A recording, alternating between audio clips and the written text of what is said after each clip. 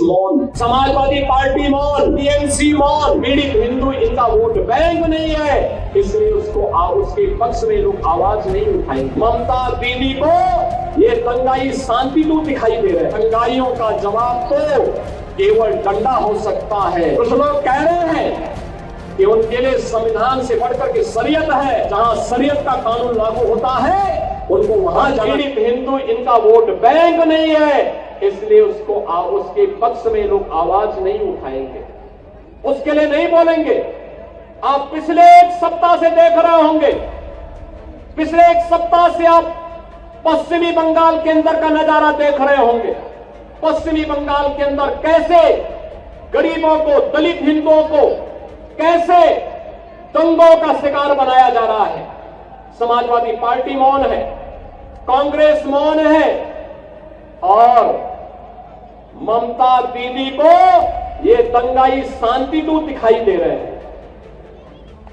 बहनों और भाइयों, ये शांति दूत नहीं, ये दंगाई है और दंगाइयों का जवाब तो केवल डंडा हो सकता है।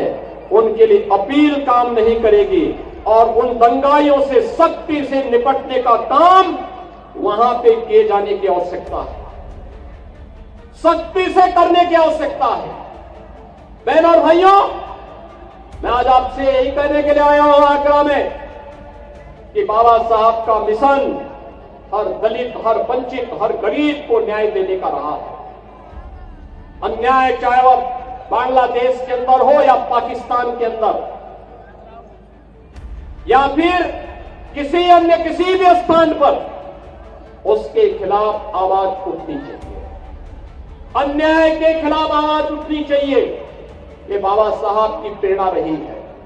संगठित होकर के आवाज उठनी चाहिए, ये बाबा साहब की प्रेरणा रही है और उसी प्रेरणा के लिए आज आप सबका आह्वान करने के लिए मैं आपके बीच आया हूं। सरकार आपके साथ होगी, आपके सुख दुख में शायद दो डबल इंजन की सरकार सहभागी बनेगी।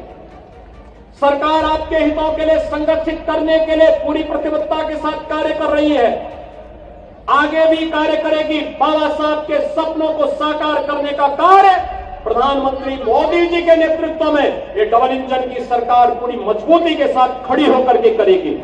और उसी को ध्यान में रख करके आज मैं कहना चाहता हूं, जो लोग कह रहे हैं कि उनके लिए, कुछ लोग कह रहे हैं कि उनके लिए संविधान से बढ़कर के शरीयत है, तो मैं भी उनसे कहना चाहता हूं कि भारत तो बाबा साहब के द्वारा बनाए गए संविधान से चलेगा।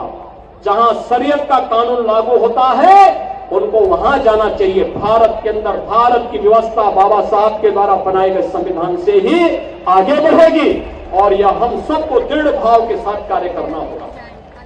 ऐसा नहीं कि बाबा साहब को लालच न दिया गया हो।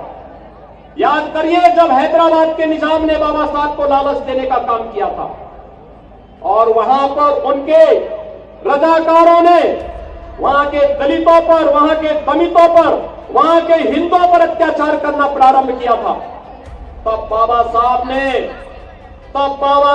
ने बहुत स्पष्टता के साथ हैदराबाद रियासत से जुड़े हुए सभी दलितों को, वंचितों को और हिंदुओं को पत्र लिखा था और उनका आह्वान किया था कि किसी भी